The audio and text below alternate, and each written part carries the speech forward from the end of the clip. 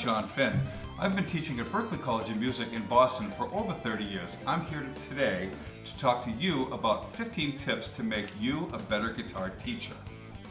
Number 1, stay organized but be flexible.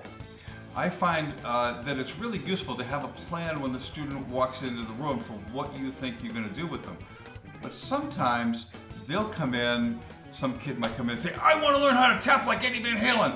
You got to be able to be willing to just kind of switch gears for a second and introduce that to them. Whether they can do it or not, I think is almost less relevant than being willing to be flexible and work with them on what they're excited about. Number 2, get to know your students. Find out why they play guitar and what it is that they want to do. If you're teaching a lot of guitar students, you start to get some pretty fixed ideas about what happens during the course of a lesson, what every student should be working on. We're all opinionated. I'm really opinionated about what I like, but I've also found that even though I'm opinionated, my opinions don't always work as well with my students. So it's important to listen to them, to listen to the kinds of things that they want to work on. I had a kid years ago, all he wanted to know about was Angus Young and AC/DC. So that was where we started. So I worked with him for a couple of years doing nothing but AC/DC tunes. And then one day he said, what about jazz? You see, so if you're willing to work with them, then a lot of times they're going to become more and more willing to work with you. Number 3, compliment at 3 times the rate that you criticize. As you listen to your guitar students, you'll hear a lot of students making the same kind of mistakes over and over again. Especially if you've been working with a student for a while, you'll start to get to know what kinds of things that they really struggle with.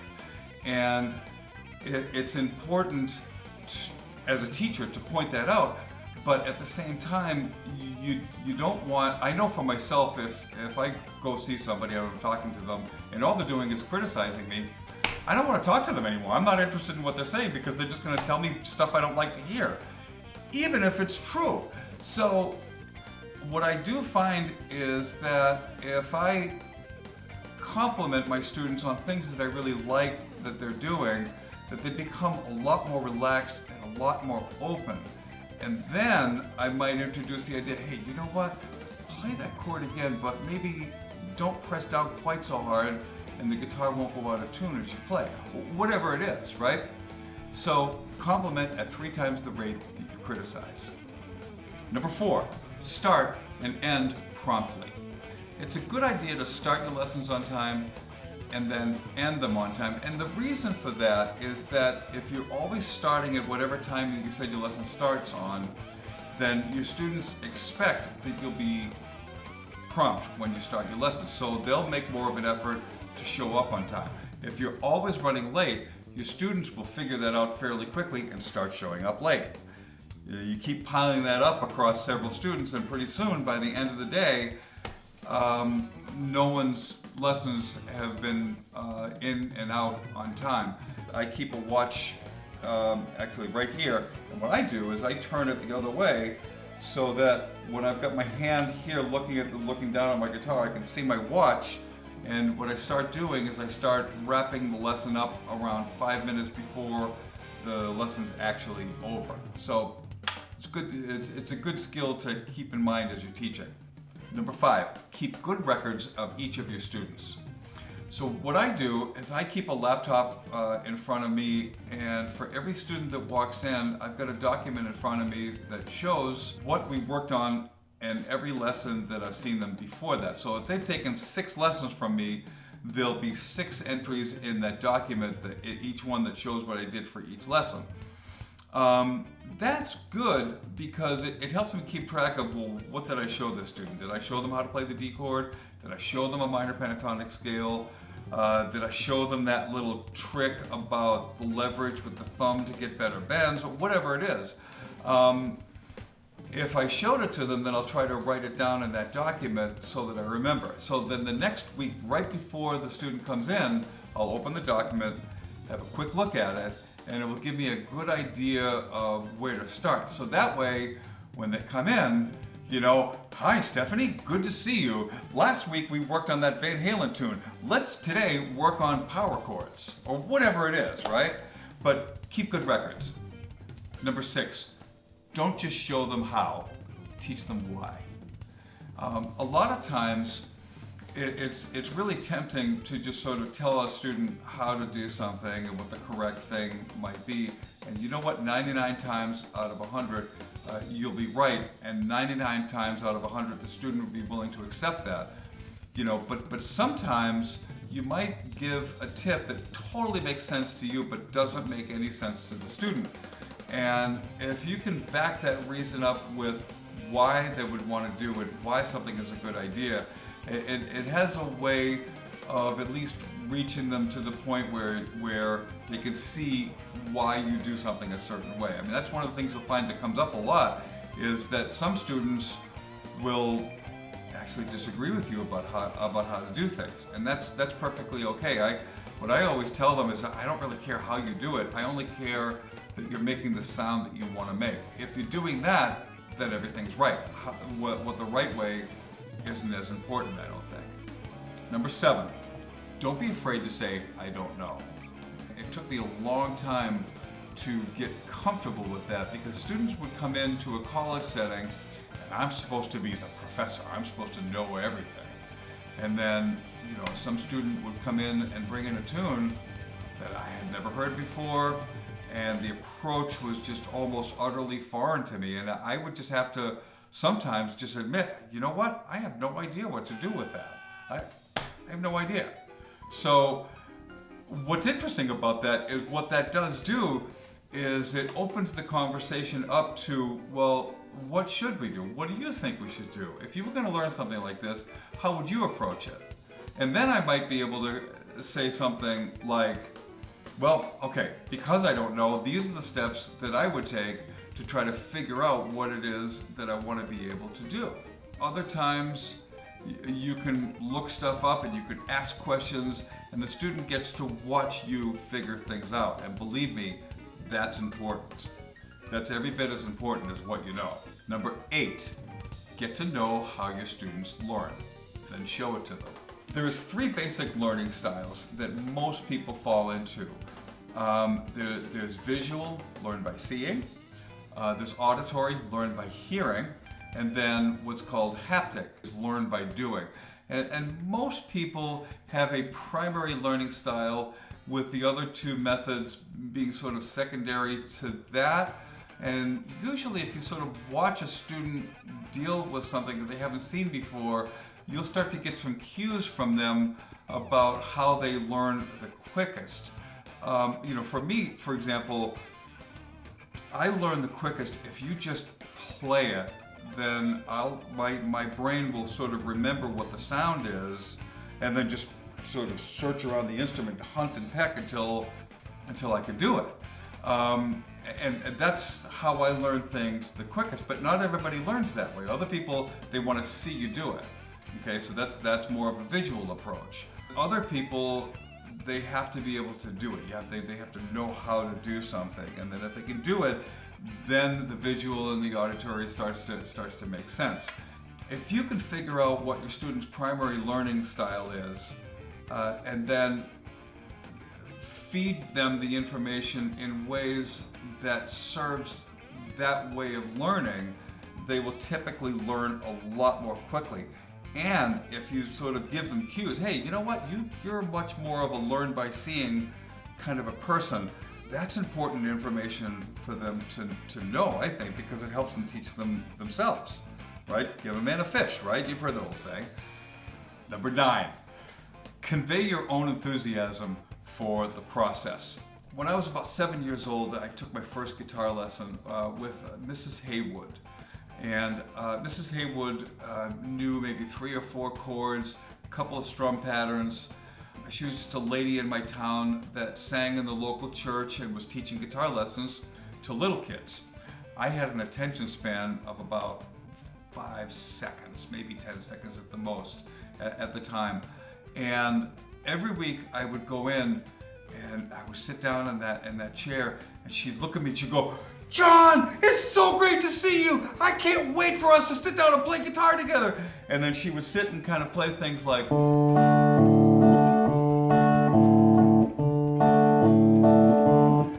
and as she did it, she always looked like it was like she was having fun doing it. So the fact that she was having fun made my brain go, "Hey, this is fun." So it was really great because I right away established this thing. Playing guitar is fun. So when I would go home, I would want to play guitar more. I would practice more because I was practicing more. I would get better faster, and improving just felt like just kind of a normal part of the process. So I think enthusiasm for what you're doing is really important. Number 10, spend time playing with and listening to your students. Give your students the opportunity to play for you. If you're their teacher, they're always going to be nervous playing in front of you. And in fact, 9 times out of 10, they're going to play something, make a couple of mistakes, and then be frustrated at first until they start to trust that you're relaxed, sitting and listening to them. And what that does is that helps them build confidence for themselves. They start to realize that they can get comfortable playing in almost any situation. I mean, really, if you think about it, being a student playing for your teacher, for me, that was always the most stressful situation I could be in because, I'm sitting there playing in front of somebody who knows more about guitar playing than I do and knows more about what I'm doing than I do and can pick apart every last little thing I'm doing wrong. And if I have the nerve to play in front of them while they're sitting there judging me like that, I could probably play in just about any situation. It's good for them in that way, and it goes back to the previous point. You want them to get comfortable playing songs and sounding good and enjoying the process. Number 11, if you teach the same lesson over and over a certain way, write it down and turn it into a handout. Those little tidbits that you come up with, if you teach a lot, you'll find that yourself saying the same kinds of things to almost all of your students. And then you'll start to have a really clear idea of how to teach that particular idea. If you can write it down, you can just sort of reach over, grab the piece of paper, hand it to your students, say, "Here, think about this." You can still teach the lesson, but the handout will really sort of drive the whole point home and help them remember it. A lot of times what happens is that you teach something to a student during the course of the lesson, they walk out of the room, and 10 minutes later, they've almost completely forgotten what you showed them, but they remember that they understood it when they were in the room with you. And they'll try to come home, practice, and then come back the next week and feel bad because they couldn't quite remember what it was you were trying to tell them. And that kind of has a way of making them feel not so smart. So anything like that you can sort of back up with any kind of documentation is a good thing. Also, if you develop enough of those handouts, that's your method book right there. Number 12, if they don't understand something, present the same information in a different way. Actually, the funniest line I ever heard from that was, "If they don't understand it, teach it louder." Of course, we all know that doesn't work. But I found that with different learning styles, you can say something in a way that completely makes sense to you, and the student doesn't connect with it at all. It doesn't mean that they're stupid. It doesn't mean you're stupid. It doesn't mean they're a terrible guitar student. It doesn't mean you're a terrible guitar teacher. What it means is they just didn't understand it. One of the things that I'll often do is I'll take a pencil and show it to them and say, if I show you this pencil and don't ever show you what this pencil does, you might not understand what a pencil is for if you've never seen one. So then that allows us the opportunity to sort of pick apart a certain idea and keep doing that until whatever it is the student's working on, they can start to understand it differently and better. The coolest part about that is that it teaches you things a lot of times. When you have to keep presenting the same idea several different ways, you end up learning a lot. Number 13, remember that the teacher always learns twice as much as the student. See what I did there? See, that's the same thing of what I was just talking about. You you understand something a certain way, it's easy to use. The student doesn't get it, so you have to go back and you have to sort of reframe it so that the student understands it better. Now, you know more than one way to convey a certain idea. And don't think for a minute that that doesn't affect your own playing. For me personally, being a teacher has completely transformed how I think about the instrument, how I play, in ways that, I wouldn't trade that process for anything. Number 14, invest personally in the progress of every student. Remember that they won't care how much you know until they know how much you care.